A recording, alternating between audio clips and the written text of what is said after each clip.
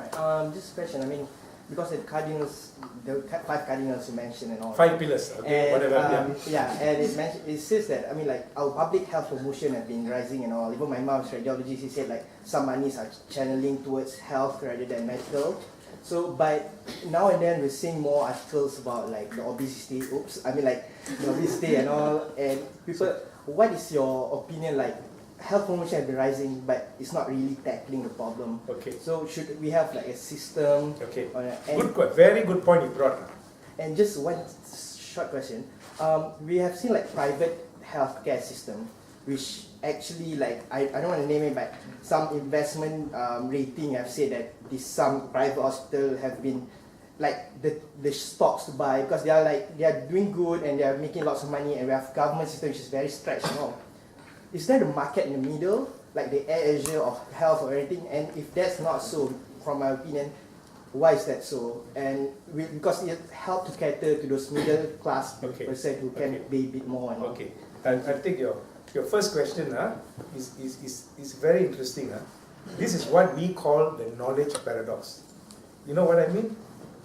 Everybody knows what is the healthy behavior. I don't think anybody knows otherwise. I don't think there's anybody you're going to meet who tells you, hey, smoke, damn good for you, man. I don't think.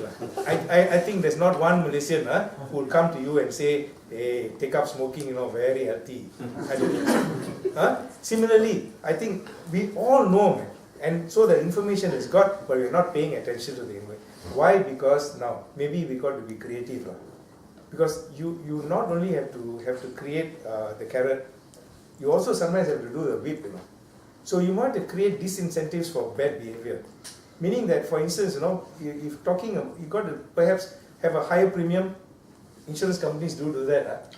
Yeah. The smokers got to pay a bit higher premium. So I think maybe we got to think of these kind of things, where we can sort of teach people, look, you must be responsible too. So if you want to indulge in unhealthy behavior, well, you have to pay some price, Or if you don't want to be unkind doing that, then do the other way around. Give incentives to the people who follow healthy behavior. Maybe you don't want to be unkind, you don't want to punish people because they smoke and got cancer. You don't want to ill-treat him. So fine, I think fair enough. But maybe you can start to give incentives and rewards to people who follow healthy behavior. Maybe extracurricular points to enter university. I don't know what creative thinking because this knowledge, I think the knowledge is already there. Knowledge is already, and again, like I said, you don't have to have the most expensive way of passing information. You can do it by word of mouth, by peer pressure, by so many things. In fact, a lot of the things work better when it comes genuinely from the grassroots. So it's comes up rather than top down. Yeah. So a lot of your community leaders, teachers, parents, far more effective than a lot of jingle-jangle in the radio and, those things people tend to, for instance, quite honestly, can you raise your hands honestly, those of you who have flown, how many of you actually pay clear attention to the pre-flight, all the safety things? Right? Tell me honestly, please raise your hand who would listen. Okay, good man. Because of the stewardess. So, I guess I shouldn't raise up because I was focusing more on stewardess rather than the pre-flight. Yeah, because no, but seriously, you see my point, You see my point I'm making, That's the time you're trying to read the paper or look at the menu. Okay, now your second point, about the AirAsia of. If you gave it to Tony Fernandes, he'd probably say, now everybody can get sick. You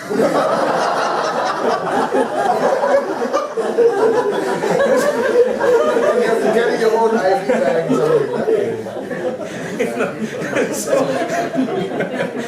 but that's what we are trying to get there somewhere. You see, when I talked earlier about the integration, possible integration and the universal healthcare, you create that. But then after that, of course, you can have a premium service. Those who want to pay the little extra and have a premium seat, So that is what, we did talk about it in healthcare. So it's not that strange, what you have brought up, about finding that one. That was your second question. Anything else? No. Okay, fine. Basically, a good point I'd like to raise to the audience here. Now, one of the problems when you rise up just now, like smoking. I guess one of the challenges is to make smoking look uncool. So, it's grassroots. Alright, perhaps. I tell you, let me tell you my personal experience. In other places, and generally, when I was growing up, smoking was very cool. When I was in university, I mean, it's very fashionable, very cool, And when you sort of want to show your independence, you show in front of everybody you got a cigarette, and in front of your friends, you'll go near, those days you can't afford to buy a pack, right? You buy sticks, So you go near, hole in the wall shops. You know that hole in the wall shops that sell all this critical stuff, So you go there and you shout loudly, "Hey, Dua Benson, so that everybody can hear you're buying cigarettes, Alright? That was at that time fashionable to smoke, But at that time, safe sex was not fashionable.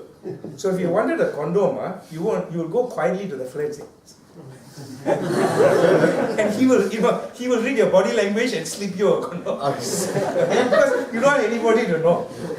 Today is reverse. Safe sex is cool. Smoking is bad. So you shout, "Hey, Durex, Dua!" But cigarette, you go there to the place. Because you don't want to be seen to be smoking. See how the thing has reversed. I'm exaggerating now.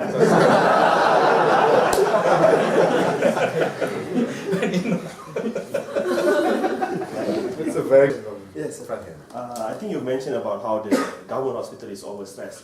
But a lot of my friends, which are doctors, pointed out that a lot of them have to cater for foreign nationals, especially illegal aliens, that push some of our locals towards private healthcare, which is so expensive. They can't afford it. They have to take loan from the bank to of course, to pay for all these huge bills of medical healthcare. So what is your idea in terms of fixing this problem? Okay. Point number one, we are, honestly, our health system is very humanitarian. And I don't think we need to apologize for that.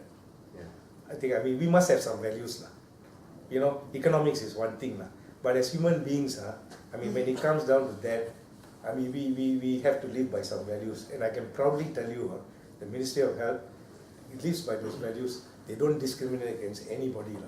A person turns up at the hospital door, you don't ask for his identity card, citizenship, and all those things. You just take care of him first. And I think for that, I think all of us as Malaysians can be proud. It stresses us, but so what can we do? We just have to keep expanding the service to adjust for that. Of course, you don't give them the frills and the perks, you give them the minimum basic treatment. But if they're delivering a child, obviously you deliver the child a healthy baby, get it on its way, and in the 3rd month, 4th month, 5th month, you give the child the vaccination because you don't want the child to become a carrier of diphtheria, tetanus, or whooping cough. So you also give the vaccination to the child as well. Because if you don't, then that child will catch the infection and infect other children. So we are also protecting ourselves. So it's as long as they're here, the germs and the diseases don't ask for passport first. We are human beings. So I think that one you cannot, as long as they are inside there, that's somebody else's problem. Letting them in and all that is another issue. That has to be tackled at the political leadership level. It cannot be the health sector that needs to be, called to solve this. Let's not lose our soul over money. Exactly. Like I said, the humanitarian part, I think at the end of as human beings, there's one thing, one value we have. And we as doctors, we take the Hippocratic oath, where we swear to do all these things. Many of us follow that. So. Siri, when you are an active athlete, you train very hard and you are in tip-top health condition. Now, after you retire, what kept you going to keep yourself healthy and trim? Because there's no urgency for you to be because I've seen a lot of athletes and they have put on a lot of weight after they retire. Alright, first of all, I have removed the word retire from my dictionary. Okay, I don't recognize the word. I say I completed a tenure. So whenever anybody asks me, even on my CV, I never said I retired from government service. I said I completed my tenure with the Malaysian government in 1998. Okay, so that is, you are what you feel, So the moment you see somehow, as if at the age of 55, suddenly somebody shoots a gun and your life changes. It doesn't. You know, it's what you think and how you perceive it. So actually, I so-called finished my tenure with the government 12 years ago. You know? I haven't stopped working since then. You know, so it's a frame of mind. It's a frame of mind. And you keep on doing useful things, and so you keep at it. Then it comes to health, you follow the 5 pillars. I mean, sometimes I must admit, I also break my rules. Like 3 days ago, I ate 3 seeds of durian. 3 seeds, I let myself go, you know.